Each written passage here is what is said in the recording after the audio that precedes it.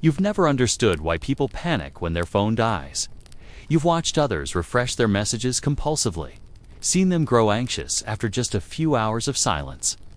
Witness the way they seem to need constant proof that their relationships still exist. And you've felt something close to confusion, not because you don't value connection, but because you've never needed it to be constant. You can go days without talking to someone you love and feel no urgency to change that. Not because you've forgotten them, not because you don't care, but because your mind doesn't treat silence as a void that needs to be filled. This isn't emotional distance. It's a different kind of wiring entirely. And understanding it might help you stop apologizing for the way your brain naturally works.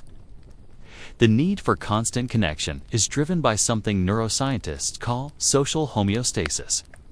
For most people, the brain maintains a baseline level of social input the same way it regulates temperature or hunger. When that input drops below a certain threshold, the nervous system interprets it as a threat. The amygdala, the brain's alarm center, sends signals that something is wrong, that they're being abandoned, that they need to restore balance immediately. This is why some people feel genuine distress after just a few hours without contact. Their brain is reading silence as danger. But if you don't need constant connection, your social homeostasis operates at a much lower set point. Your brain doesn't require frequent interaction to feel safe. It doesn't interpret gaps in communication as gaps in the relationship itself. The amygdala stays quiet. The alarm doesn't sound. And you move through periods of solitude or minimal contact with a kind of ease that baffles people who experience those same periods as deprivation. This often begins in childhood, though not always in the way you might expect. Some people develop this pattern because they grew up in chaotic environments where they learned early that they couldn't rely on others for emotional regulation. They became self-sufficient out of necessity. But just as often, it develops in perfectly stable homes where a child simply had a temperament that leaned toward independence. They were the ones who could play alone for hours, who didn't cry when their parents left the room, who seemed content in their own company from the very beginning.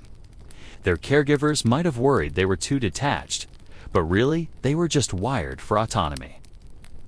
What happens in the brain of someone like this is that the prefrontal cortex develops a particularly strong capacity for self-soothing.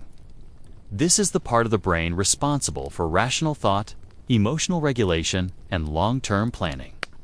In people who need constant connection, the prefrontal cortex often has to work overtime to calm down the emotional centers when social input is lacking. But in your case, those emotional centers rarely get activated in the first place. Your brain doesn't perceive aloneness as a problem that needs solving. It perceives it as a neutral state, sometimes even a preferred one. There's also a difference in how your brain processes reward. The mesolimbic pathway, which governs pleasure and motivation, responds differently to social interaction in people who don't need constant connection. For most people, every text message, every phone call, every moment of social engagement triggers a small dopamine release. Their brain learns to crave these micro hits of reward throughout the day. But your dopamine system isn't as socially dependent. You get your rewards from other sources, from completing a project, from a moment of insight, from the quiet satisfaction of time spent exactly as you want to spend it.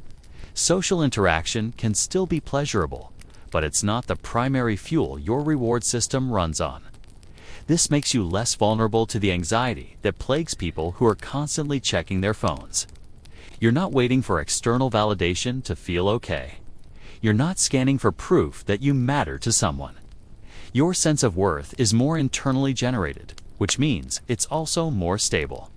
You don't rise and fall with the tides of other people's attention because your equilibrium isn't dependent on it. But this comes with a cost that people rarely talk about. When you don't need constant connection, others often interpret your behavior as rejection. They assume that if you're not reaching out regularly, you must not care. They measure your investment by your frequency of contact, and when that frequency is low, they conclude the relationship isn't important to you. This creates a painful irony. You care deeply about the people in your life, but the way you express that care doesn't match the cultural script. So you're constantly misunderstood, constantly having to explain that your silence isn't coldness, that your independence isn't indifference. What makes this even more complicated is that you probably don't fully understand it yourself. You've spent your whole life being told that healthy relationships require regular communication. That love is demonstrated through consistency of contact, that if you really cared, you'd make more effort. And part of you has internalized this.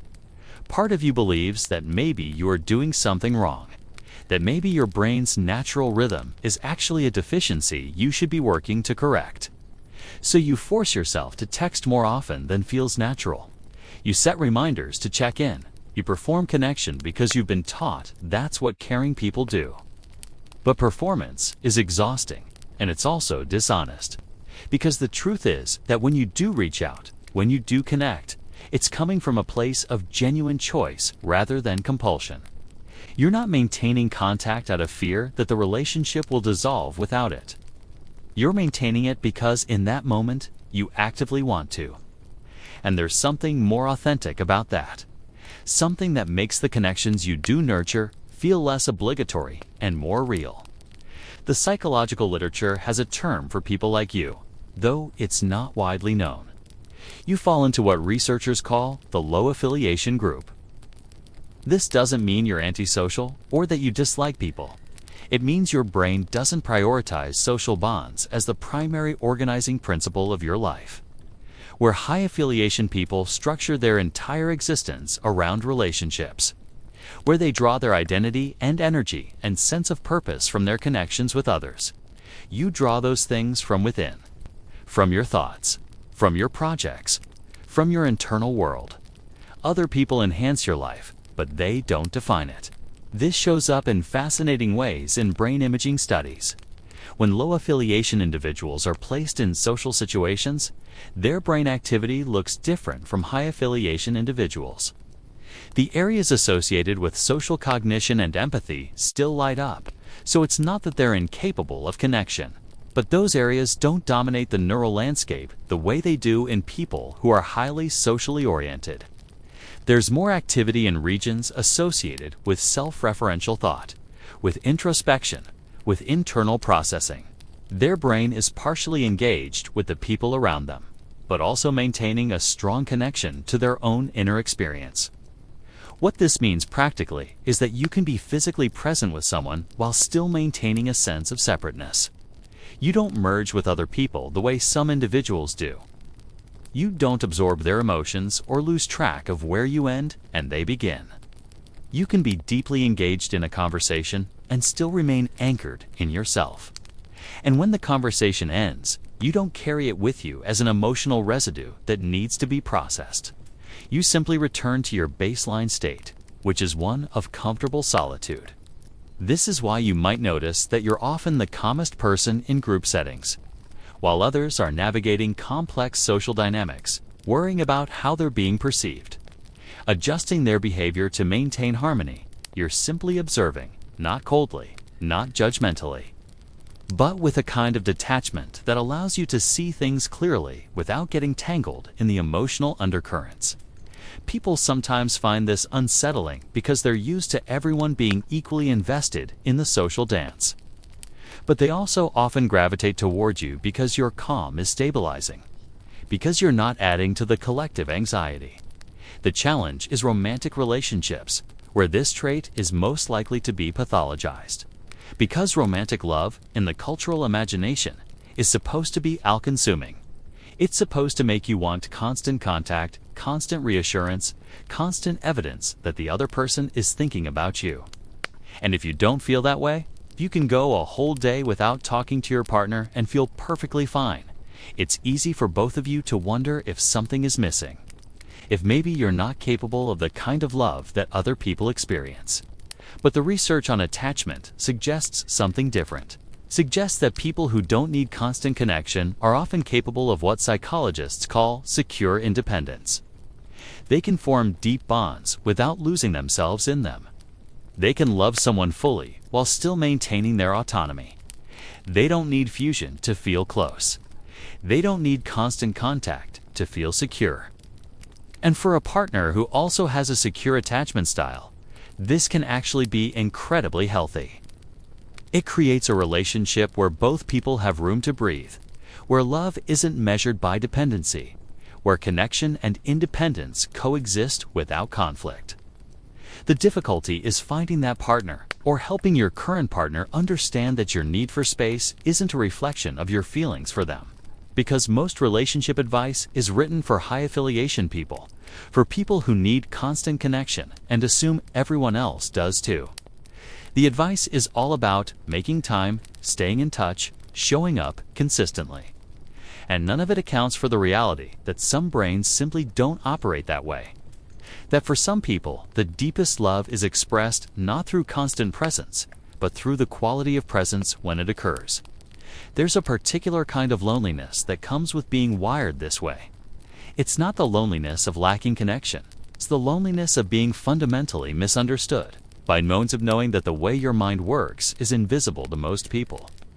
That even when you try to explain it, the explanation sounds like an excuse or a rationalization or a defense mechanism.